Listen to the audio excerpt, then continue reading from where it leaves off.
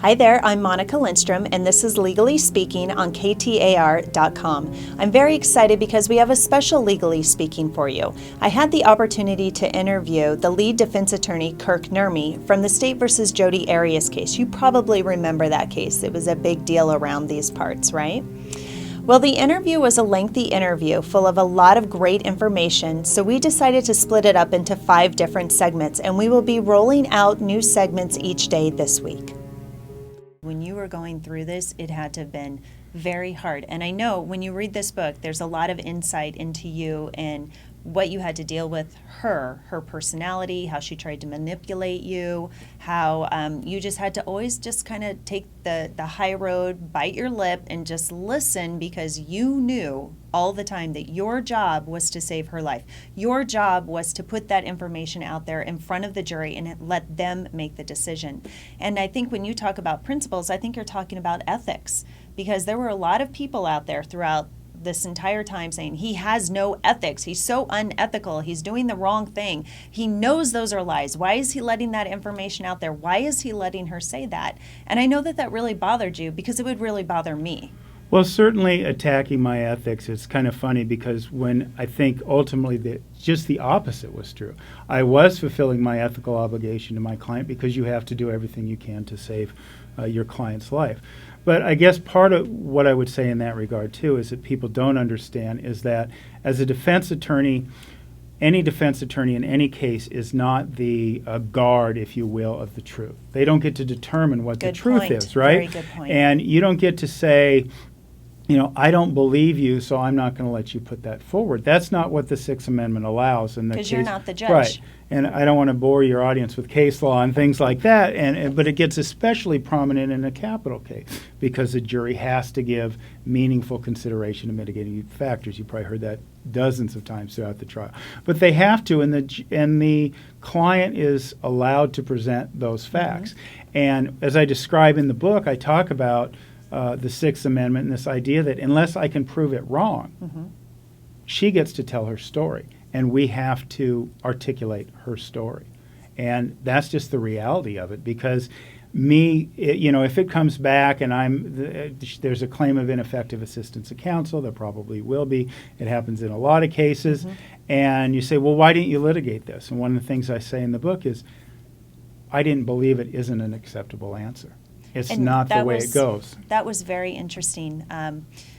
Your job is to save her life. Your Yes. job is not to be the judge or the jury. Right. And like you just said, if you can't disprove something she's saying, if you don't have evidence right in front of you that shows that she is lying or making something up, then she has the right to present that evidence, and you as her attorney ethically are required to do that. That's part of your job. Yes. And I thought that was very interesting. And you also explained in this book the difference between the sentencing, the difference between the guilt phase and the mitigation phase. Yes. And I don't know if a lot of people really understand the difference. Maybe you could explain in terms of this case and your job that the most important part seems to be the mitigation part as opposed to just the guilt phase. Well, yeah, because we talk about job number one, right, saving the client's life, and it's those quote-unquote mitigating factors that tend to be articulated at a sentencing phase.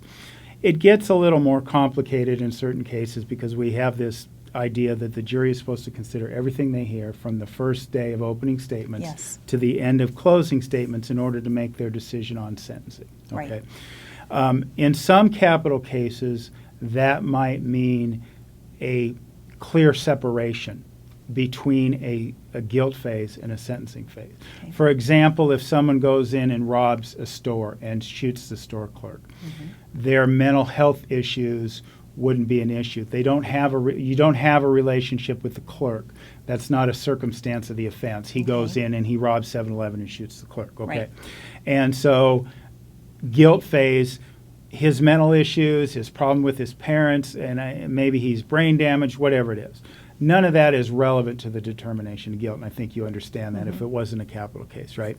And then if it is a capital case, then the jury hears all this other evidence and makes a decision and say, okay, well, this guy that came in to rob 7-Eleven, maybe, I give a felony murder theory or mitigation of somebody who was a war veteran and got hooked on drugs and everything else. And then you make your decision whether or not to be sentenced or not. Now, in the rare case, I guess, where a victim and a defendant have a relationship of some sort, and I say rare, but it's rarer, then the entire circumstances of the offense become relevant to mitigation. If somebody kills their mother or boyfriend or whatever it is, the dynamics of the relationship naturally come forward when you talk about lesser included offenses like heat of passion and that sort of thing. So the jury gets to understand the construct of the case. And when I get into my next book, I'll talk about why we didn't move forward and present any mitigation. But, a lot of that stuff, and I give a little bit of a preview, is a lot of that stuff came out in the first trial, or in the guilt phase of the first trial. So, it's different in every case, but the jury is required to consume and give meaningful consideration to everything, and the circumstances of the offense are one of the things. It's the whole person, not just that moment in time. I think you even said something in trial, or maybe in one of the arguments at the hearing. It's not just the moment in time where the killing happened. You have to look at everything, the relationship, the circumstances, the life of, in this case, Miss Arias, to explain everything. And that's part of the battle, really, in any capital case, because a prosecutor is going to want to say, here, look at this blood and gore, and react to it, and kill the defendant, right? And we're looking at outside, because the jury needs, and the case law is pretty clear.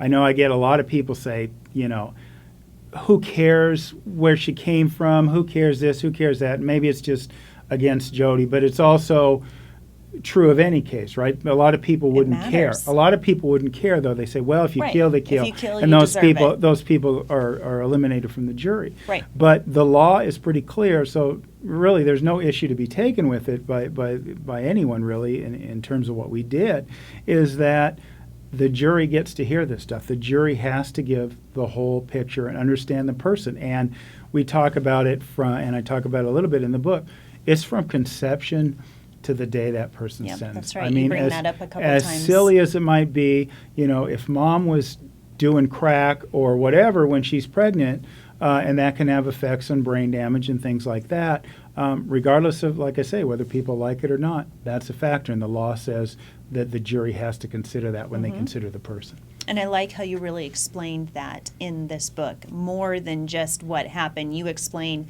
the reasons behind what you had to do in your job. That concludes this segment of the interview. Check back tomorrow for the next part.